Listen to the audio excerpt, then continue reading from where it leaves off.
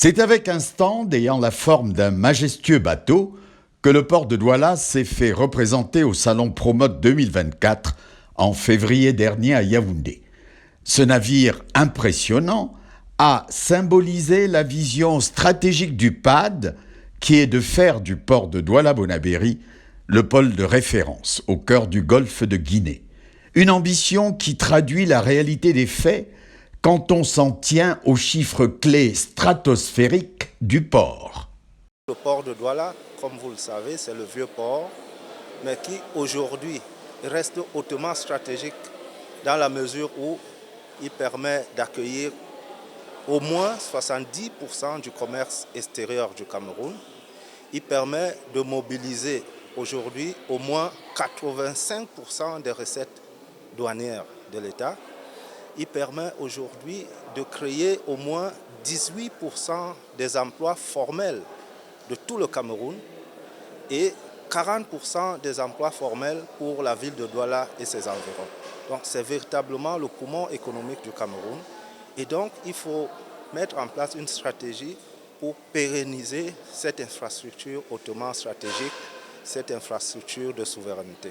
C'est pour cela que nous avons adopté un schéma directeur de développement sur 30 ans qui est articulé autour de deux principaux axes. Le premier axe consiste à améliorer et à optimiser le site portuaire actuel.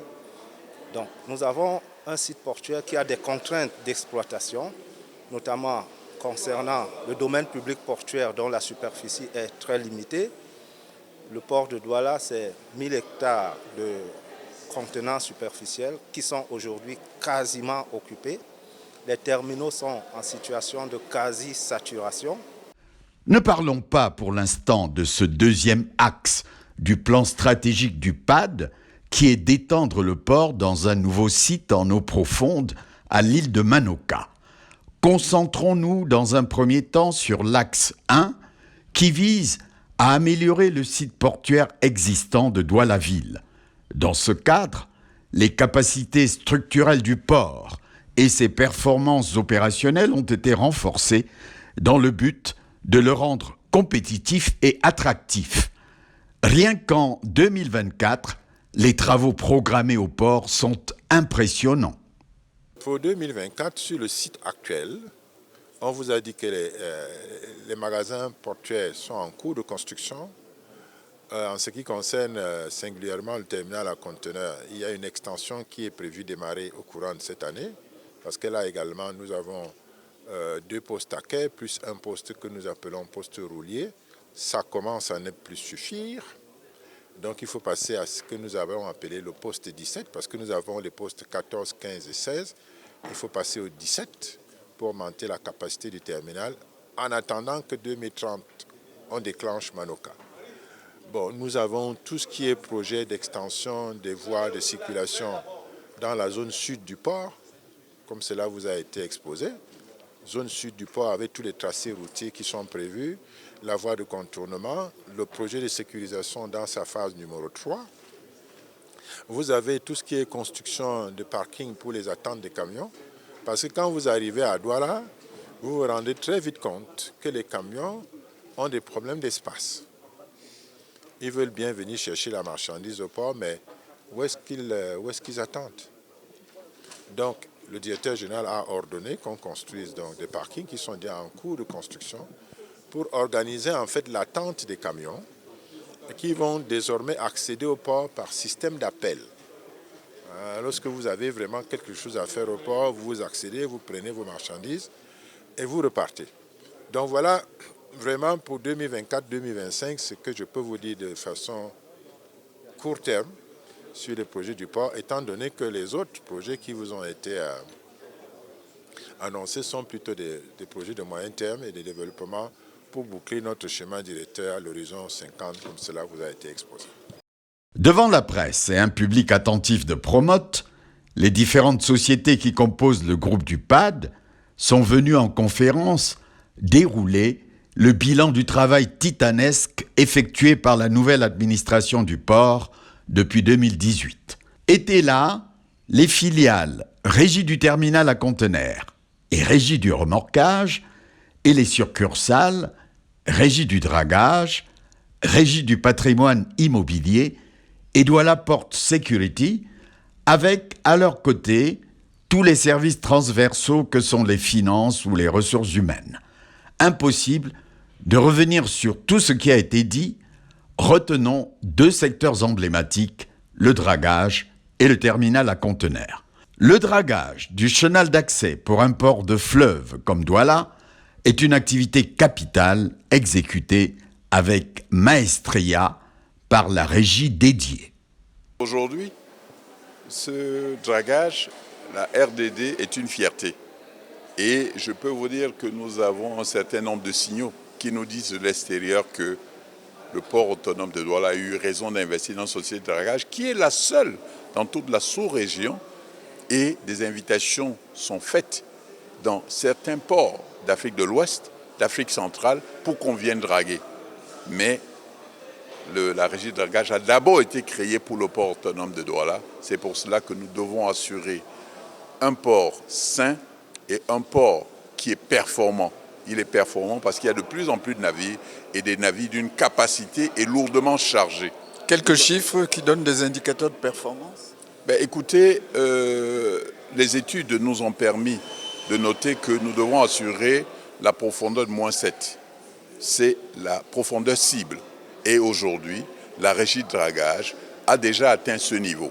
Mais chaque fois qu'elle arrête de draguer, la sédimentation se fait au quotidien. Et aujourd'hui, nous ne sommes pas très loin de la cible et nous sommes en train chaque fois de veiller à rétablir. Ce que je peux vous dire également, le programme de progression de cette activité de dragage, c'est qu'il y a de nouvelles dragues qui seront acquises.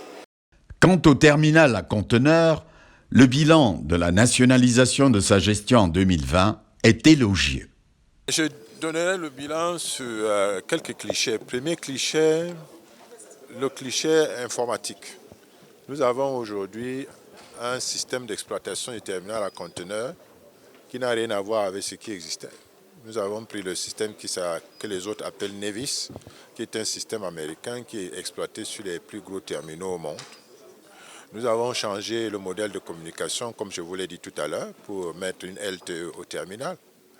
Sans oublier que nous avons changé aussi tous les outils de communication et aujourd'hui nous sommes passés aux tablettes modernes et tout, et nos équipements communiquent mieux. Au plan infrastructurel, je dirais qu'on a reconstruit le terminal. On a trouvé un terminal à plus de 70% dégradé, amoché, s'il faut parler ainsi. Et aujourd'hui, nous avons tout reconstruit et construit les voies de circulation des engins et tout va bien. Au niveau des équipements, nous avons changé le mode d'exploitation. Tous les équipements sont aujourd'hui des équipements à forte capacité de production. Contrairement aux équipements, j'ai failli dire, à mobilité réduite et à fonctionnement individualisé. Donc, nous avons changé ce qu'on appelle les Rich Takers pour prendre les RTG. Ça, c'est pour ce qui est du IT, de l'équipement, des infrastructures. Maintenant, au plan des personnels, nous avons également engagé la formation de nos personnels. Comme je l'ai dit, les personnels sont restés pratiquement 15 ans sans aucune formation, sans aucun recyclage. Aujourd'hui, on les envoie se former sur un certain nombre de technologies, notamment tout ce qui est automate, tout ce qui est commande de machines, pour qu'on puisse maîtriser tout cela sur place. Je vais donc fermer par le volet financier. Nous payons au PAD et à l'État du Cameroun 3,7 fois ce que les autres payent. Bon, si cela n'est pas suffisant, on fera mieux. L'objet de toutes les préoccupations de nos jours au PAD est l'extension du port, dont le trafic va passer de 13 millions de tonnes à 45 millions en 2050. La décision est déjà prise de créer un nouveau site en eau profonde à l'île de Manoka. Le port est construit sur le fleuve et nous ne pouvons pas aujourd'hui, nous ne pouvons plus accueillir les navires de grande capacité qui sont mis en opération par les lignes maritimes pour réaliser des économies d'échelle. Donc il faut investir pour améliorer déjà le potentiel du port existant. Mais les études ont montré que quel que soit le niveau d'amélioration que nous aurons fait, à l'horizon 2030 du site portuaire actuel, il faudrait absolument poursuivre le développement du port sur un nouveau site portuaire. Et c'est le second axe de développement retenu par le schéma directeur qui consistera donc à aller construire de nouvelles installations portuaires sur un nouveau site qui a été identifié à l'île de Manoka et qui nous permet donc de répondre à la double contrainte actuelle d'ordre foncier, parce que nous aurons un nouveau potentiel foncier sur Manoka, mais surtout de répondre à la contrainte d'ordre nautique, parce qu'il s'agit d'un site en eau profonde qui nous permettra désormais d'accueillir des navires de grande capacité, des navires ayant jusqu'à 17 mètres de tirant d'eau, donc qui sont accueillis par les grands ports au monde. Comme tous les ports situés dans les villes, le port de Douala aujourd'hui étouffe. La ville de Douala a pratiquement tout bloqué. Les possibilités d'extension n'existent presque plus. Ça, c'est le premier problème. Le deuxième problème, c'est que le port est construit sur le bord d'un fleuve.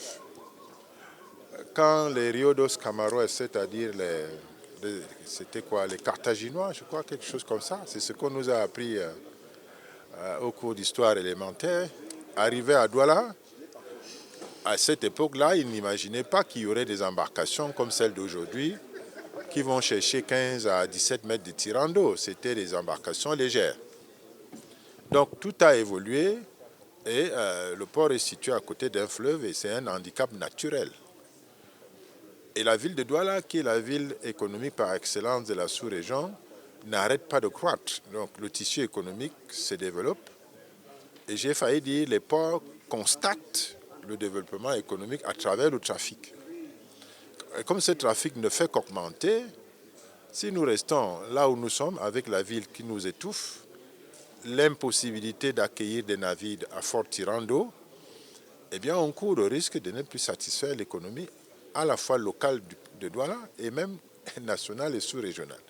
Donc c'est ce qui fait que fatalement, il faut aller chercher des tirants d'eau là où des navires à forte capacité de transport vont accoster et évacuer par d'autres voies qui continueront donc à alimenter l'économie nationale. Voilà la raison vraiment expliquée terre à terre de pourquoi est-ce qu'il est évident qu'il faut sortir du site actuel, aller chercher un site en eau profonde, pour qu'on ait donc un port qui se développe sur deux pôles, le pôle urbain et le pôle avancé qui sera l'île de Manoka.